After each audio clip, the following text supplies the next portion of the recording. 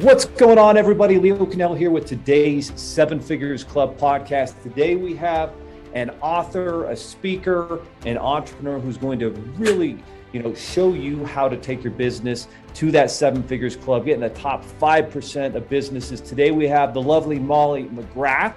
Now, since the late 90s, even though it looks, she must have been doing this, when she was a teenager because she doesn't look that old, but Molly has coached, consulted, and directed presidents and founders of national organizations in over 4,000 law firms. That's a lot of attorneys she's been helping in executive level leadership, continuous improvement, and team empowerment initiatives to infiltrate new markets, leveraging partner ecosystems, and producing profitability. She has 25 years of specific skill set experience serving as a fractional CEO, CMO, marketing fractional CEO, conversation intelligence coaching, team development and leadership, employee empowerment, entrepreneur talent acquisition, Kaizen leadership, root cause analysis, revenue mapping, and action-based project management. Wow, Molly, you've done a lot. Welcome to the show. There are over 32 million businesses in the US, and over 90% of them will never break seven figures in annual sales. So how do we as entrepreneurs or aspiring entrepreneurs break into that seven figures club? This podcast will relentlessly share the secrets, strategies, and tactics I've used to create 3 multi-seven figures businesses and bring in even more successful entrepreneurs than me to share their inspirational stories and tactics to success. You can create your dream business and life right now. So buckle up and let's go. Oh, thank you for having me. I'm excited to be here. So we always like to kind of begin these podcasts by learning just a little bit about your background as an entrepreneur and who was Molly, growing up in the high school years, and what experiences do you think led you to more independence, freedom, entrepreneurial type thinking? Oh gosh, I wish I could say it was intentional. It was my mission to own my own headaches. business and to, I was born That's entrepreneur. No, that was not the case. I like to say, my greatest blessing is my greatest curse to some extent of I'm a 2 on the Enneagram. If anyone's familiar with that, I'm a caretaker. I am. When I was little, people would constantly say, "Jeepers, this feels like a Spanish Inquisition. Stop with all the questions." Way beyond being 5 years old when I'd be like, why? I was always deeply, deeply curious. And I think that's what makes me a phenomenal coach and leader is my ability to be deeply invested and curious and really be able to sit in the perspective of an employer and an employer, because I was an employee at one time. And what got me here was I really I left Buffalo, New York when I was 27 years old and moved to Colorado. I had in my contract, I worked in city government. I could take a year personal leave absence and come back and have my job. So there was definitely a backdoor and absolutely a safety net. So, being the risk taker that entrepreneurs are, I really wouldn't say that was my motivation and my driving force in the beginning. And I got a job in Denver here for 3 weeks and resigned and didn't use my whole year leave of absence that I could have. And I was fortunate enough to belong to a national training organization that was very, very specific to estate planning and elder law attorneys. And I knew nothing about attorneys other than you should go to school and be a doctor or a lawyer. And thankfully, at 27 years old, I had never interacted with a lawyer. So the only thing I knew was that they're wicked smart, super successful, guaranteed 7 figures coming out of law school, and you should be intimidated. Well, I get a job and we had legal conferences every 90 days around the country. And back then, that organization hired a coach and started in one of the very first attorney coaching programs. Well, I had no exposure to coaching at 27 years old. I didn't even know who Tony Robbins was, Jim Rohn, any of these people that my coach was speaking about in this coaching room. And it's fascinating because people would step up to the mic, what's working, what's not working, what's your biggest frustration, all the things. And the common theme with the 77 law firms across the country that were in this conference room in San Diego, that they kept saying the common theme was business would be great, but for the employees. And I would hear this over and over and over again. And then we'd go to the cocktail reception or the coffee breaks or what have you. And the employees would be there and they'd be like, God, my job would be great, but for my employer, they're a control freak. They don't delegate. Never can get time, attention, and feedback from them, et cetera. So my deep curiosity is what landed me into entrepreneurship. So I just started asking questions, finding out what the root cause was, all of this, and realizing they both wanted the same thing. They just weren't speaking the same language. So I went to the head of the organization and said, I need to start a team training program. It's great that all these entrepreneurs and these lawyers are getting training, but there's a massive disconnect because there's absolutely no training or coaching for the employees. It's like, well, okay, who's going to sign up for this? Sure, try it. And it was wildly successful. Then everyone's like, you should write a book. Oh, can we hire you for coaching? And that's where started my own business. Unbelievable. What a great story. So, you talk about entrepreneurs always taking these obscene risks, but I think the more I learn about entrepreneurship and those who succeed is they really do everything possible to limit and reduce that risk as much as possible, put the odds in their favor, not maybe have that job, do it on the side until they can get there. I think of Sarah Blakely with Spanx, who started that company kind of on the side, still had her W-2 job for years until she went full time with it. I think a lot of people, get smart and do it that way. Now, one thing that strikes me about what you're talking about here is asking questions. What is it specifically about asking questions, asking the right questions, and really taking time to figure things out that a lot of entrepreneurs, don't do? And maybe we just want to jump in and grind and get to work, but we forget to ask questions. And it sounds like you identified a massive issue of, employers and employees not asking the right questions. Or asking any questions at all. Any questions at all. I love this question, whether it's an employee or the employer. I don't think we hold space or give people permission to ask the questions. Once human beings understand the beginning, the middle, the end, and the why is so important, that's when you can get it into your bones and blood.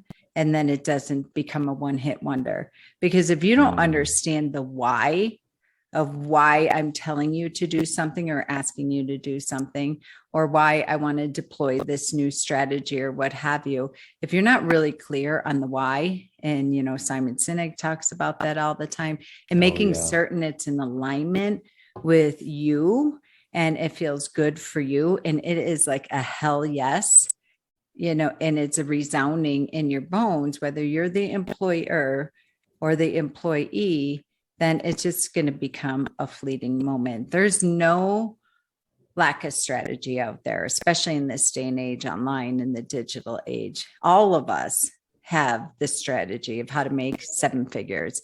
We all have this strategy of how to do whatever it is that we're trying to accomplish, triple our leads, double our revenue, whatever it might be. But when you understand why you're being told this is the secret sauce, this is strategy, and how it resonates with your personality, your tonality, your culture, and your business, then it's not going to have any lasting power to it. And the same thing with employees. I coach my employees and my clients that hire me to have their employees constantly ask why, like a 5-year-old, to figure out, because when you understand that, then you can come to people with a proposed solution, especially employees. We believe, all right, this entrepreneur, we all have this story in our head. Business owners are just rolling in the dough. They have all the answers in the world to everything and anything. Otherwise, you must be successful. How could you own a business? Well, a lot of times the entrepreneur is secretly like, why is everybody always coming to me for the answer? does somebody else have, can somebody come to me with a proposed solution and or an answer? And we are all secretly waiting and depending on our employees and the people that we work with and surround ourselves to come to us with some insight and feedback. But employees are taught, keep your mouth shut, put your head down and do what you're told. And it takes me forever to really work on unpacking that and breaking down those limiting beliefs that they have from past employers or whatever they were told when they were an employee, that, just the boss is the boss.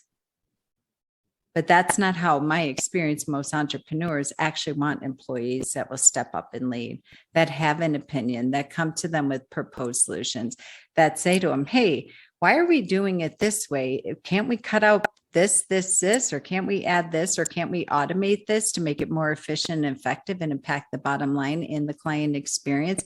What employer wouldn't love for somebody to come to them and say that? Oh, I would sure love it, because there's three types of people in this world, Molly, right? We got those who are really good at finding problems, the worst type, those that make them, and very few that solve them. And if we had more employees coming to us with solutions, that's exactly what we want to encourage. But as you started this business, it started as an idea, a curiosity. Why are employers and employees having this disconnect? Why can't they get on the same page? What are some of the steps that entrepreneurs and managers should be taking to be able to connect with their employees, help them understand the why? Is this something that should be done in a weekly meeting? Is this an individual thing, like a one-on-one thing?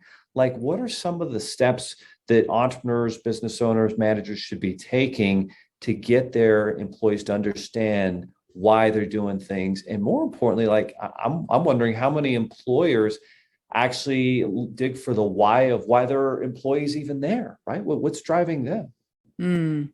I think it starts at the hiring process. So if you are in the hiring process, or when you do get back into the hiring process, start there. I always interview people from a place of really figuring out how confident they are and how willing they are to use their voice. Because we can all say, everybody says it, we have an open door policy. We have a culture of communication, and all these buzzwords that they find at TJ Maxx home on these plaques and hang them on their wall and think that they can check the box that they have culture. But that, in my experience, when I do the interviewing process, I will have, either if I'm representing my client or I'm in the Zoom room with my client, like, paint the picture of the day to day. I'm an entrepreneur. I have the attention span of a bed bug. I am consistently blowing off deadlines and meetings. I'm the biggest bottleneck. Everybody's delegating back up to me, what have you. When I'm missing my deadlines and I'm late, consistently late for client meetings, and all the things that are occurring that you need this new employee to fix, tell me how you're going to fix it.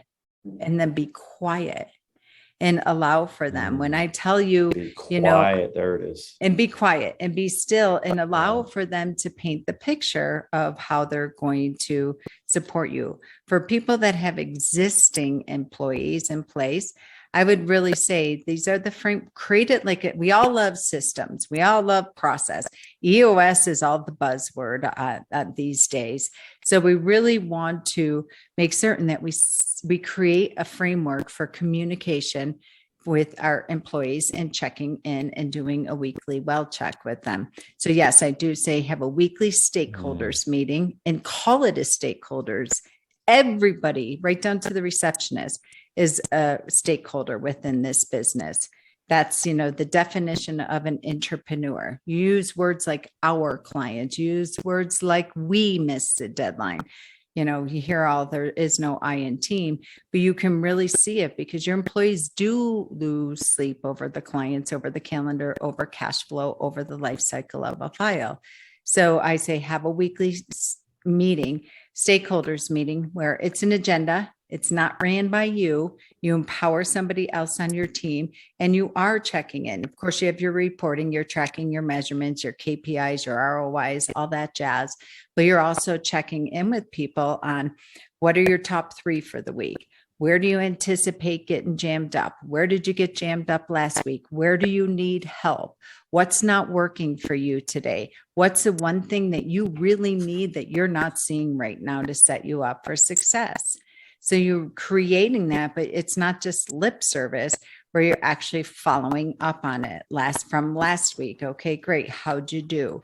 And you're making certain that when they tell you that, you're not defending or justifying it, but you're really doing something to really pivot and to make a change for that. I also have somebody, doesn't have to be the business owner, depending on the size of your company, having a weekly or daily huddle, treating it like a military stand-up meeting. And then lastly, my clients will do a quarterly employee growth plan. They're not waiting annually to do reviews, and they're not calling them reviews anymore because they feel very one-sided and heavy and hard and not very empowering and exciting. So where the employee does a self-evaluation, again, you have to give people permission to speak their truth, but not weaponize it and use it as a weapon against them, or get defensive or justify why things are the way they are. Again, get really still and quiet. So the deep curiosity coupled with the silence in the space, and then also finding the solution and treating it as coaching versus justification and judgment. Great points there. So talking about the importance of some weekly meetings, empowering others to run it, asking questions, and being, able to just sit back, shut up as the boss and just listen. And they're going to tell you so many important things. And one thing I really want the audience to pay attention to is the importance of quarterly meetings, because that's something that we started doing within the last year. And as we've started to meet with our employees and team on a quarterly basis, I think more than anything, it just seems to show them that you care, that you really want to get to know them and what's driving them, what is their why, what are their goals. Because when you understand their goals and then the goals that you set for them and together, now we're going to help achieve the life they want, the career they want. They're going to empower them. And the education, what you can provide to them, amazing things. Now, one of the things you talk a lot about is kind of the permission to break down, pause, break through, and grow. Unpack that for us. What are some of the keys to understanding permission to break down, pause, break through, and grow? Yeah. So I think that's the greatest foundation that a lot of people miss, is really creating their permission standards. I think people just put it on, their house rules of engagement, so to speak, and then it lives on a shelf. It has to stay off the shelf, and seeing what we're doing and how we're doing with that consistently. So making certain you're really clear on your permission standards and what those are for you. We do have honest, respectful conversations in real time. Well, how are we doing with that? That's the pause and really figuring out of where we're having breakdowns. One of strategic coach, a phenomenal coaching program out of Toronto that my very first coaching program I got exposed to, really speaks heavily about this exercise called frustration breakthroughs. And it's so true. So many people see frustration as a negative, and behind every breakdown, if you can shift your mindset, is a breakthrough. So it's not about shame or blame or finger pointing at all. And I think a lot of times people don't want to highlight the breakdown because they feel like there's always somebody at the front of that. There's somebody at the driving force of that, and really taking it from a place, again, of deep curiosity and checking in on that and making certain that we're using it as an opportunity for growth versus, again, throwing people under the bus is a phrase that I hear all the time. No question. So when there's a breakdown, there's an opportunity for a breakthrough. I almost feel like it's when, you had that angry customer or client or strategic partner, and we actually take the time to listen. They will tell you oftentimes something that's broken that needs to be fixed. And it's the same thing with your team. There's a breakdown somewhere. there's an opportunity for a breakthrough and to fix it. Now, one of the issues that I know a lot of, entrepreneurs and business owners that listen to this podcast are looking for guidance with is, obviously, as a business owner, your blood, sweat, and tears are everywhere in the business, and you take ownership of everything because it's your blood, sweat, and tears, your money maybe that you're putting on the line there, and future. But how do you create an environment, a culture where your team, where your employees also feel this need to take ownership of a project, of a customer, of a client? How do you create an atmosphere where that can take place? Because that is the difference, I think, between the greatest companies out there, that Jim Collins talks about, and From Good to Great, and those that never get there. Yeah, I just was thinking when you said that, like, I love in that book when he talks about the health of every organization is your ability to have the fist pounding conversations. And, I you may be surprised to hear this, but I hear from employees all the time, and I have for 26 years and counting now, is that I can't care more about the business than the business owner does. And I'm like, what? This is fascinating to me. And I'll tell you why. This is where it starts. Vulnerability and transparency. I think that we think as business owners, we don't want to freak our employees out if we don't know the answer. We don't want to freak our employees out if we're worried about cash flow or if the client is upset or what have you. I think the quicker and the sooner and more often that you can get very vulnerable and transparent with them is that how much they will actually care as much, if not more than you, and then making certain that you're consistently having those safety net meetings there for you. So when we do have a breakdown, we are stressed out because of money. Now, do you have to come and open up your P&L and share it with the team? No. But how do you, in my experience, if you fix your people and you fix your process and you fix your production, you fix your profitability. Because so go the calendar, so go your to-do list, so go cash flow, period, end of story. So often the employers, business owners don't share with the client, and there's just this thundering silence. They can feel your stress. They can see, but we don't want to freak them out where we think, well, what are they going to do about it? They have no control over it. It's my thing. My name's on the building. Why would they care? And they do care with their part. So when they're really clear on the value that they create in their position, I always fight with business owners every single day. I'm like, you're the least important person in the building. Honestly, the first and most important person is a receptionist. Person that's answering your phone. They'll say, well, how does she impact cash flow? How does she impact KPIs? What have you, he or she? And when I break it down into what their key performance indicators are, it's like, they don't do your job. You have no sales call to meet with. You have no prospective client to meet with because they're a director of first impressions right there. So, as much as possible that you can get really real. Like, guys, I'm frustrated. I'm upset that we keep getting these consistent client complaints that we've dropped the ball on X, Y, and Z, that we're not closing deals, we're not closing files, what have you. And to your point, that's when you do a workshop, you do a retreat, but it's all in your tonality and your deliverability and your commitment to be part of the solution. I think so often the way it lands for employees is that my employer is just constantly frustrated, constantly stressed out. Nothing's good enough. Their expectations are so high. They have no appreciation for what it takes to do my job for a seat that they've never sat in. And so why bother, so to speak? And then on the flip side, like you just painted for the business owner, when you have that power of the pause and you take the time to stop, drop, and roll, what do they say on the plane? Put the oxygen mask on yourself before assisting others. If you can get in a room and just brainstorm it and just workshop it, and it's okay to say, these are all the things, because this is the coolest thing I ever see time and time and time and time again.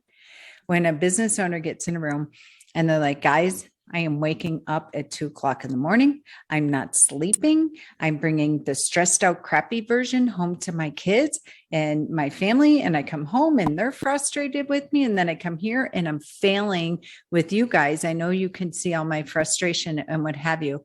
Let's just take the junk drawer, dump it on the proverbial dining room table, all of it. Let's get it all out and let's figure out how we can turn this thing around.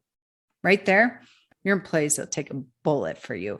They will take on 4 times the work and not even ask for a raise because now they understand your commitment and your vision to this thing. I think so often when we walk around trying to, keep it at bay, keep it at bay, keep it at bay, they're experiencing our energy, number one. And then number two, we're freaking them out because they're like, we don't know if this whole thing's going to blow up in 10 minutes because the way he or she's running up and down the hall or firing off all these baloney emails, which are just riddled with constant frustration and disappointment. Like, this is a sinking ship. So authenticity, vulnerability, being transparency, real, being transparent. That's what's going to get your team and your employees to buy in and to go all in when they know that you're not just robotic and it's affecting everything, and that gives them the opportunity to step up because people want to help. They want to create a solution. They care about their job, most of them. And if not, then they're probably not a good fit. But if you're finding the right fit for your team and culture, then that authenticity can go a long way. Namali, you're a #1 Amazon bestseller. You've got multiple books out there, Entrepreneurs in an Entrepreneur's World, the 66-day law firm turnaround. Obviously, you've helped a lot of law firms over the years. Don't Be a Yes Chick, I think, was your first one. Tell us about your latest book that's coming out. Yes, I'm really excited about. I haven't written a book since 2008, came out in 2009. And I just have a strong calling for this, especially since coming off the past 2 years or so. The title is Fix My Employees, because this is a #1 subject matter that I get in email, phone, text, DM messages, what have you. When people feel like that is the greatest need that the entrepreneur, business owner, manager need is to fix their employees. But the sneaky thing that I'm playing with right now is that in parentheses, it's going to have ER, fix my employer. And the whole premise of the book fix is myself. Yeah. Yes. So go the coach. So go the coachee. So it's a 2-sided relationship, not a 1-sided relationship. So my greatest hope, like anything that I do, my podcast, blogs, books, is that it's a body of work that actually will resonate and that can be picked up and used and kept off the shelf for both the employee and the employer to get them on the same playing field. And my unwavering commitment is really to transform that employee-employer relationship once and for all. Well, I mean, for most of us, for me, I could tell you it's my biggest asset. It's also, the biggest expense usually. I mean, a lot of, expense goes to paying great people to do a great job. And so the more that we can, create an environment for them to succeed, that's what's going to help us to succeed. So it sounds like it starts with fixing ourselves as the owner, as the employer, giving them the right atmosphere, and then taking the next step. When's this book coming out? How can we, pre-register to get a copy? How can we do this? Yes, absolutely. Easiest way to stay connected and find out published date. Right now, my goal is to launch it before July 1st. Finishing the final touches on that. And just go to my website, hiringandempowering.com. Often drop a fresh blog every Thursday, brand new podcast every Tuesday. And as always, my messaging and my tonality and my deliverability is always for the employer, the employee, and then together. Amen. Well said. Well, guys, again, go to www.hiringandempowering.com. That's hiringandempowering.com. Register to get a copy of a book that's going to absolutely pay huge dividends for helping you to build your business And more importantly, there's a lot of tools. There's a lot of, different information, her podcast, her blog on there that's going to help you as a manager, as a business owner, as an entrepreneur to really create that culture, connect with your team at a different level, and create all types of, just better relationships.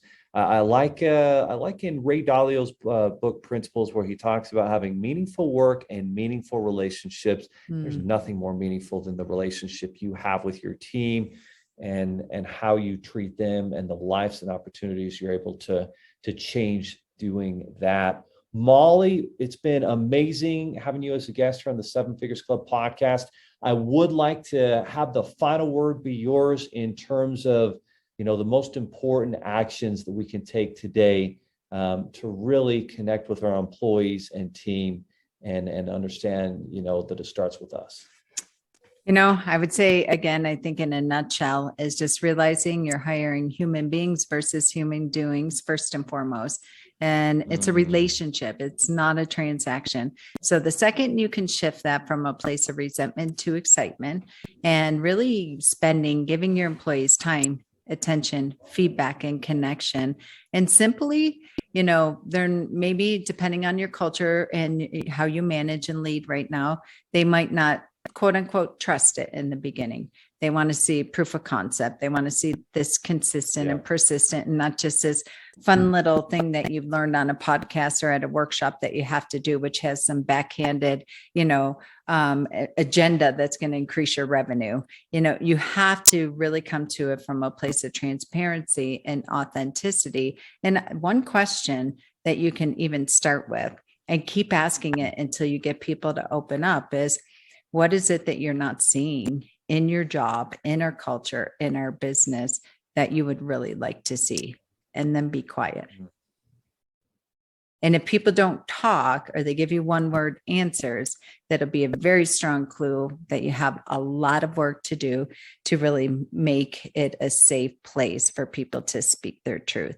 If people are dumping everything in the kitchen sink, don't get overwhelmed and don't freak out that, oh boy, problem city. No, it is a beautiful thing because you have created a, persona and an environment that really tells people, I really care. I really want to hear your opinion, and they feel safe. So if they just start open the floodgates open, take it as a celebration, then you can figure out what to do with the content. Amen. Well, what a powerful message, Molly. Thank you so much for being on the podcast. Again, guys, it's hiringandempowering.com. Make sure you go check it out and learn from great people like Molly. Don't just take this information and say, oh, that's great. Take action. Go to the website, invest some time, invest the effort that it takes to get to the next level and join the 7, 8, 9 figures club in the future. Molly, thanks for being a guest. Thank you for having me. Are you looking for more seven-figure secrets, content, or even how you can launch your own recession-proof business? Then check out sevenfigures.com. That's the digit 7, FIGURES.com, where we share more videos, stories, strategies, funding solutions, entrepreneurial education, and even the secret business type that's recession-proof. Thank you for listening, and if you're finding value in our podcast, please give us a 5-star and invite others to join the club.